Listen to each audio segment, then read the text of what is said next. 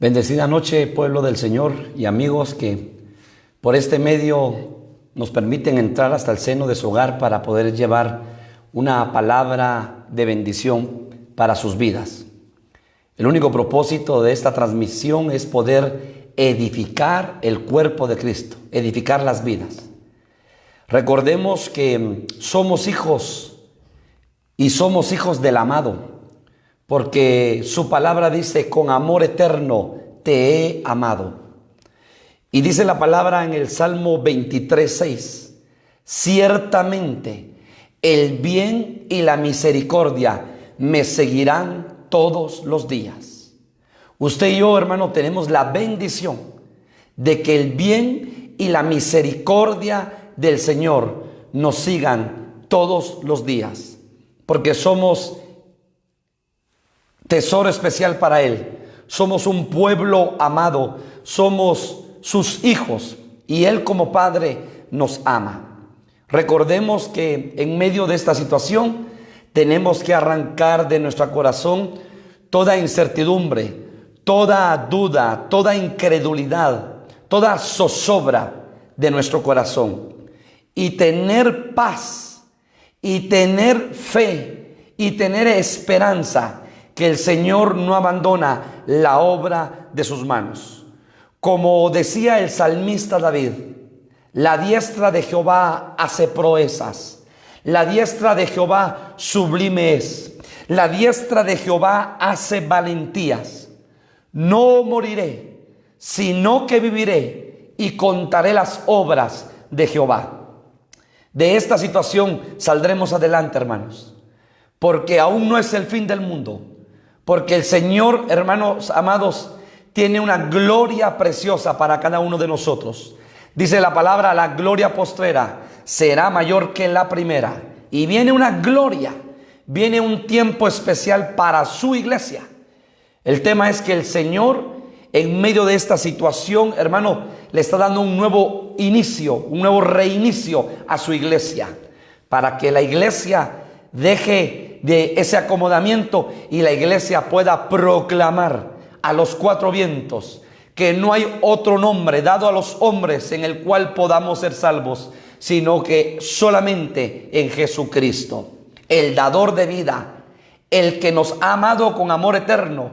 Hay amor eterno, hay salvación eterna, hay evangelio eterno, hay pacto eterno, hay palabra eterna. Hermanos, este es un evangelio glorioso, el que a usted y a mí nos ha tocado vivir en los últimos tiempos, de los postreros tiempos.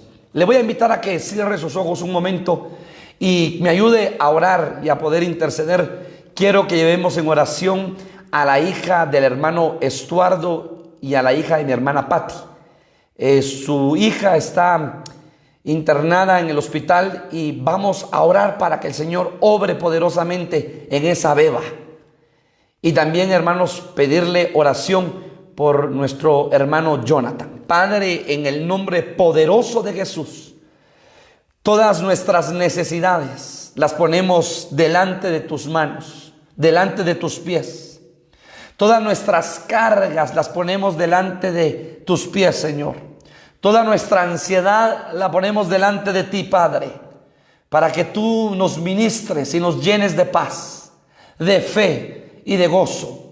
Padre bendito, el bien y la misericordia nos siguen porque somos tu iglesia, somos, Padre bendito, especial tesoro para ti. Somos tu pueblo amado. Por lo tanto, el bien y la misericordia nos siguen, Padre bendito. Te rogamos y te suplicamos por las necesidades de mis hermanos de México, por las necesidades de mis hermanos de Shela, por las necesidades de mis hermanos de Guatemala, Señor, por las necesidades de mis hermanos de Escuintla y por todos aquellos amigos que nos están escuchando y que tienen necesidades espirituales, físicas, económicas, emocionales. Obra poderosamente, Padre bendito. Y te pedimos, Padre, por la hija de mi hermano Estuardo, mi hermana Patti, Señor, por esa beba, Padre, pon tu mano poderosa en el sentido de la vista, pon tu mano poderosa. Solo di tú la palabra, Señor, en el nombre poderoso de Jesús, por la vida de Jonathan, obra poderosamente, Señor. Toda enfermedad por nombre sea declarada inoperante y pon tu mano poderosa, Padre, en el nombre de Jesús, por cada necesidad. Obra, Señor. Y ahora háblanos por tu palabra, en el nombre poderoso de Jesús. Amén y amén. Este es el día que hizo el Señor. Nos gozaremos y nos alegraremos en el Dios de nuestra salvación. Pueblo amado de Dios, amigos que nos siguen por este medio, hemos estado enseñando acerca de las casas que Jesús visitó. Y vemos en los 4 evangelios que hay casas que se registraron, hermanos, donde Jesús llegó. Y donde Jesús llega, algo tiene que suceder. Donde Jesús llegó, algo sucedía extraordinariamente. Entonces dice la palabra del Señor en el Salmo 127, versículo 1. Si Jehová no edificare la casa, en vano trabajan los que la edifican. O sea que el Señor hará su parte, pero nosotros como padres, como hijos, tenemos que hacer nuestra parte. El Señor siempre ha estado interesado en visitar las familias con un propósito, para limpiarlas, para sanarlas, para restaurarlas, para edificarlas, para levantarlas, para libertarlas. Porque el Señor está obrando poderosamente en cada familia. Y entonces, a la luz de la palabra, estudiamos el martes pasado que Jesús visitó la casa de Marta, de María y de Lázaro, y llevó la palabra de vida a esa casa tan necesitada de oír la palabra de vida. Jesús visitó la casa de Zaqueo, un publicano, y a esa casa lleva salvación. Zaqueo, hoy me es necesario posar en tu casa, porque la salvación ha llegado a esta casa. Necesitamos la salvación de Cristo en nuestras vidas, en nuestros familiares. Un hijo, una esposa, un esposo, un padre, no sé qué familia o qué familiar no conoce al Señor, pero hermano, si tú y yo le abrimos la puerta al Señor Jesucristo, somos nosotros también una puerta dimensional para que la salvación entre a nuestras casas.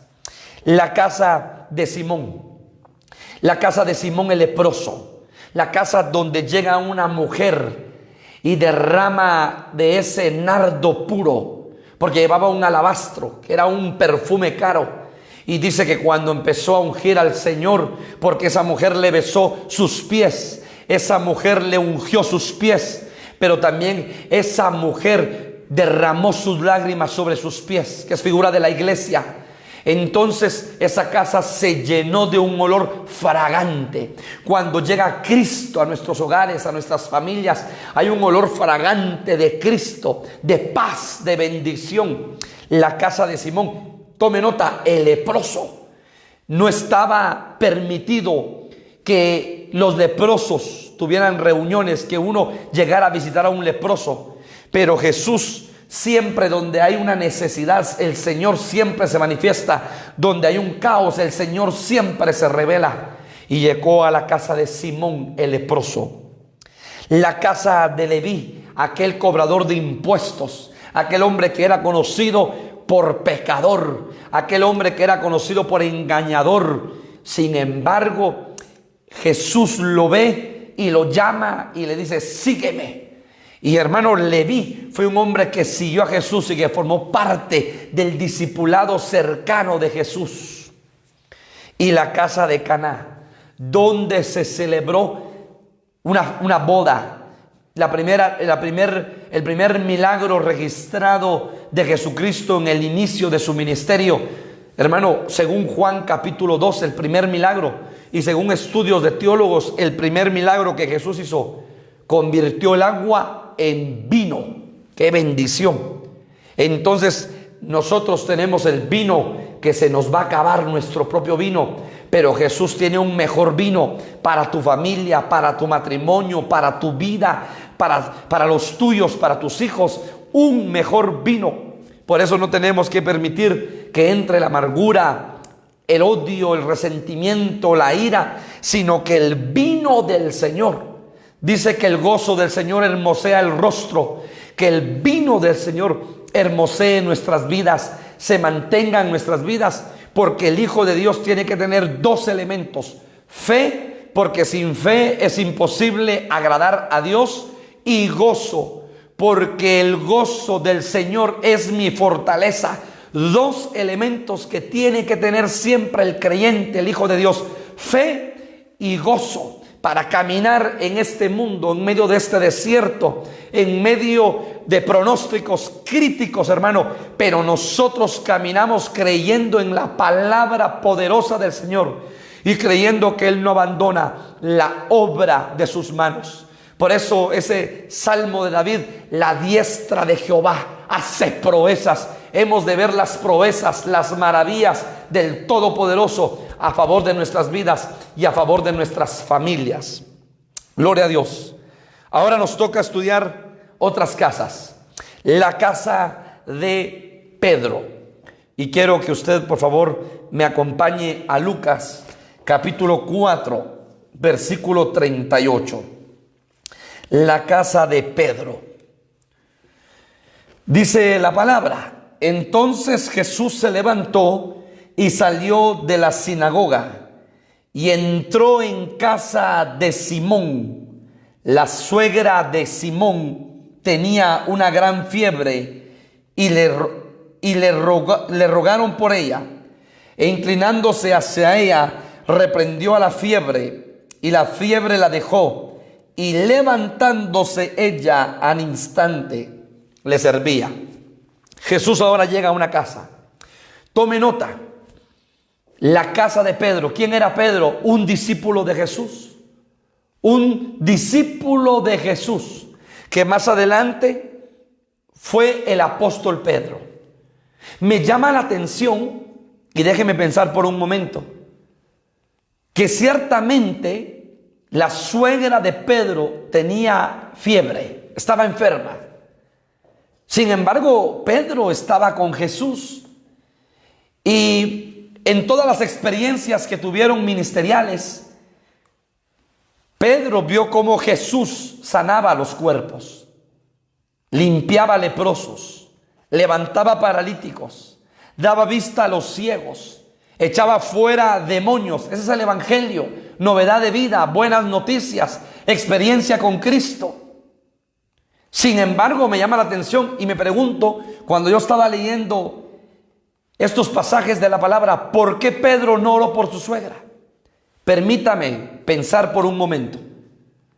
¿No cree usted que de repente había algún conflicto entre Pedro y su suegra?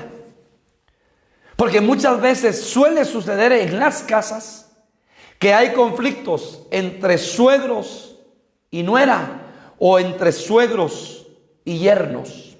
Hay conflictos.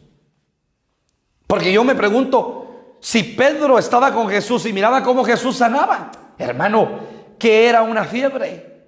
Eso era para decir en el nombre de Jesús. Si Pedro había visto a Jesús, si Pedro estaba en el discipulado de Jesús, lo que me llama la atención es por qué Pedro no oró. ¿Por qué tuvo que llegar Jesús a esa casa?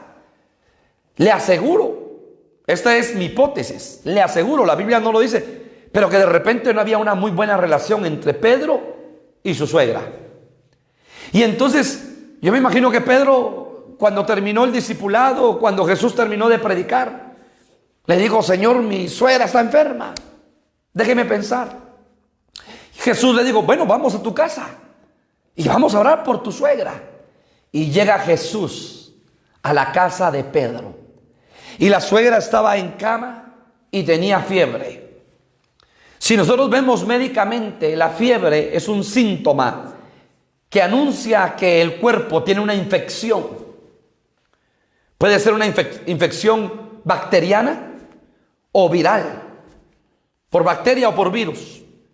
Y entonces llega Jesús y le toma de la mano y reprende esa fiebre. Ahora déjeme decirle algo. Si esa suegra, la suegra de Pedro, estaba enferma, no tenía fuerza motriz, no tenía ánimo quizá de comer, estaba en cama. Cuando normalmente uno tiene una infección y está con fiebre llamémosle de 40, 39.5, 40 grados de temperatura corporal. Hermano, uno no tiene deseo de trabajar, no tiene deseo de hacer comida, no tiene deseo de estudiar o de leer, porque se siente mal, el cuerpo todo adolorido. Y muchas veces nosotros podemos tener infección en nuestras almas, infección como ovejas, óigalo bien. Y entonces no tenemos el deseo de servirle al Señor, no tenemos el deseo de buscarle, no tenemos el deseo de ir a la congregación, no tenemos el deseo de alabarle, de leer la palabra, no tenemos el deseo de orar, porque tenemos una infección en nuestra alma. Necesario es que llegue Jesús y que reprenda esa fiebre espiritual y que recibamos sanidad. Entonces llega Jesús, le toma la mano, reprende toda fiebre, y lo que me llama la atención de estos versículos es que dice: e inclinándose hacia ella, Jesús reprendió a la fiebre y la fiebre la dejó. Y levantándose ella al instante, ¿qué dice la palabra? Le servía. Cuánto pueblo de Dios, cuánto varón, cuánta mujer, cuánto joven no le quiere servir al Señor. Y me pongo a pensar, ¿no será que su alma está contaminada, está infectada y necesita ser sanada, ser liberada, ser ministrada de parte del Señor? O sea que esta mujer, hermanos, cuando recibió sanidad, lo primero que hizo es le sirvió a Jesús. Ojalá que tú en este tiempo le estés sirviendo. Hermanos amados, ¿cuántas personas esperan un llamado pastoral para servir a Jesús? Y cuando se les llama, dicen: pastor, gracias, en este momento no puedo. Mira, el trabajo, la empresa, el negocio. Y muchos servidores reciben el cargo y solamente fue una semana o un mes de euforia, de avivamiento. Qué bueno, le voy a servir al Señor. Y luego dejan su privilegio y le dejan de servir. Déjame decirte que tú fuiste llamado ciertamente por un siervo de Dios para servir, pero es Dios el que te llamó por medio de ese siervo. Y no importa cuál sea el privilegio que tú tengas, sírvele a Dios con todo tu corazón. Sírvele siempre con todo tu corazón. No le dejes de servir. Hasta en el mundo hay un dicho que dice: nacimos para servir, y el que no sirve, no sirve. Imagínate qué privilegio ahora servirle al Señor en medio de su pueblo. Pero también te digo, nosotros podemos servirle al Señor fuera de la congregación, fuera de las cuatro paredes. Cuando tú llevas la palabra a un alma necesitada, cuando tú das un tratado de evangelismo, cuando tú visitas al amigo que está en el hospital, cuando tú visitas a esa persona que necesita oír una palabra de esperanza, ahí tú le estás sirviendo al reino de los cielos, ahí tú le estás sirviendo al Señor. Entonces no te acomodes ni nos acomodemos solamente a servirle al Señor únicamente en la congregación, sino que sirvámosle al Señor donde quiera que estemos, sirvámosle y demos una palabra de bendición a las almas necesitadas. Entonces, la mujer fue sanada y le servía al Señor. Séptima casa, la casa de Capernaum. Acompáñeme a Marcos capítulo 2. Marcos capítulo 2, versículo 1. Aquí sucedió algo precioso y hermoso. Jesús, dice la palabra, capítulo 2, versículo 1 de Marcos. Entró Jesús otra vez en Capernaum después de algunos días, y se oyó que estaba en casa. E inmediatamente se juntaron muchos, de manera que ya no cabían ni aún a la puerta, y les predicaba la palabra. En casa les estaba predicando la palabra. Pero había mucha multitud y ya no cabía la casa. Y habían 4 amigos que habían escuchado que Jesús libertaba, que Jesús sanaba, que Jesús limpiaba a los leprosos, que Jesús, hermano, obraba poderosamente. Y entonces, vea el versículo 3. Entonces vinieron a él unos trayendo un paralítico que era cargado por 4. Y cuando vieron la multitud, que no podían entrar a la casa, a alguno de ellos se le ocurre subirse al techo de la casa, al tejado de la casa. Y déjenme pensar, esas casas eran de teja, hacia un lado las tejas. Y suben entre los 4 al hombre en una camilla. Y luego lo empiezan a bajar. Y hermanos y amigos, la camilla cae frente a Jesús. Jesús estaba predicando. Y entonces dice el versículo 4. Como no podían acercarse a él a causa de la multitud, descubrieron el techo de donde estaba y haciendo una abertura, bajaron el lecho en que yacía el paralítico. Al ver Jesús, la fe de ellos, tome nota, la fe de ellos, no del paralítico, sino de ellos. Dijo al paralítico: hijo, tus pecados te son perdonados. Entonces me llama la atención que era un hombre paralítico. Y cuando oyeron de Jesús, que estaba en la casa de Capernaum, lo buscaron y llegaron a esa casa y vieron cómo abrían un espacio para que este hombre paralítico pudiese llegar cerca de Jesús.